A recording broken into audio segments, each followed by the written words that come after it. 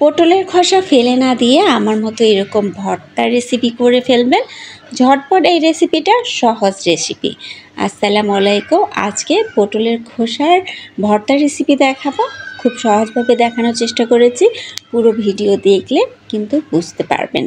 প্রথমে আমি এই খোসাগুলো ভালো করে ধুয়ে নিয়েছি, এখন ব্লেন্ডারে দিয়ে দিব সবগুলো। এর মধ্যে আমি কাঁচামরিচ আর শুকনো মরিচ দুটোই কিন্তু ব্যবহার করব। কাঁচামরিচ দিয়ে দিচ্ছি, এবার শুকনো মরিচও দিয়ে দিব, কয়েকটা রসুনের কোয়া দিয়ে দিব আর কিছু আদা কুচি দিয়ে দেব। ঝালটা আপনাদের পছন্দ অনুযায়ী দিয়ে দেবেন। যদি ঝাল আপনি পছন্দ না করেন তাহলে মরিচটা একটু কমিয়ে নেবেন, আর এর চেয়েও ঝাল বেশি খেতে চাইলে মরিচটা বাড়িয়ে দেবেন। এখন সুন্দর করে ব্লেন্ড করে আমি ফ্রাই প্যানে চলে গেলাম, মানে চুলায় চলে গেলাম। চুলায় ফ্রাই প্যানটা যখন গরম হয়েছে সরষের তেল দিয়ে কালো জিরা দিয়ে দিলাম। কালো জিরাটা একটু ভাজা হয়ে গেলে আমি এর মধ্যে পেঁয়াজ কুচি দিয়ে দেব। পেঁয়াজটাও কিন্তু একটু ভালো করে ভেজে নিতে হবে। অনবরত ভাজার পরে আমি মিক্সড করে রাখা সেই মাখাটা কিন্তু দিয়ে দিব। এখন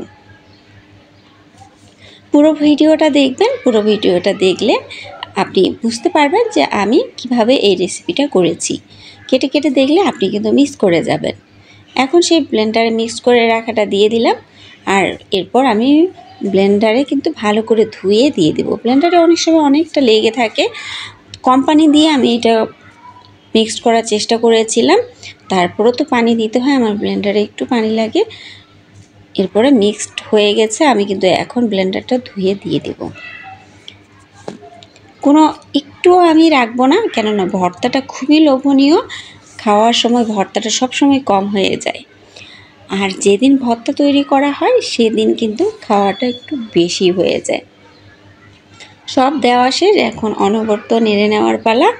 আর এইটা শুকানো পর্যন্ত কিন্তু নাড়তেই হবে, না হলে লেগে যেতে পারে।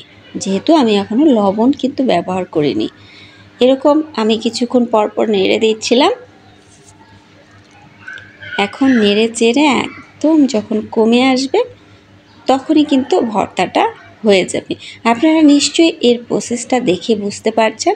যদি কোথাও বুঝতে অসুবিধা হয় অবশ্যই কমেন্ট করে জানাবেন। এই পর্যায়ে আমি এখন লবণ দিচ্ছি। আমি শুরুতে লবণ দিইনি এজন্যই যে এটা কমে কতটুকু হতে পারে, আর লবণটা যদি আমার কাছে বেশি হয়ে যায় তাই আমি এটা কমিয়ে নেওয়ার পরেই লবণটা ব্যবহার করেছি এবং তখনই আইডিয়াটা করতে পেরেছি। চাইলে আপনি শুরুতেই একটু লবণ দিতে পারেন, আর পরবর্তীতে যদি লবণ কম মনে হয় তখন কম লবণ আর একটু দিতে পারেন। আমি আইডিয়া করতে পারি না তাই পরবর্তীতে লবণটা দিয়েছি। এখন একদম শুকিয়ে এসেছে। নামানোর আগে আগে আমি একটু সর্ষের তেল দিচ্ছি, আর একটু মাখো মাখো যাতে হয়। মনে হচ্ছিল খুব বেশি শুকনো হয়ে গেছে, তাই এখন সর্ষের তেল দিয়ে আর একটু স্মেলটা বাড়িয়ে নিচ্ছি।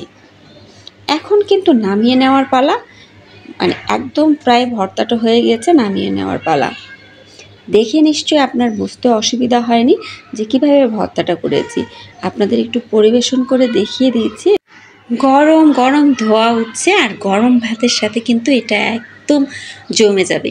তাই গরম ভাতের সাথে অবশ্যই খাবেন, দেখবেন পাতে আর কিছুই লাগছে না। যদি আমার ভিডিওগুলো ভালো লেগে থাকে আর যদি আপনি আমার চ্যানেলে নতুন হয়ে থাকেন তাহলে সাবস্ক্রাইব করে পাশে থাকবেন। ফেসবুক থেকে দেখে থাকলে পেজটিকে ফলো দিয়ে পাশে থাকবেন। আর হ্যাঁ, কমেন্ট করতে ভুলবেন না, লাইকটা দিতেও কিন্তু ভুলবেন না। আপনার কমেন্টগুলো আমাকে অনেক বেশি অনুপ্রেরণা যোগায়, আমাকে সামনের দিকে এগিয়ে নিতে আনন্দিত করে, উৎসাহিত করে। ভালো থাকবেন সবাই। আসসালামু আলাইকুম।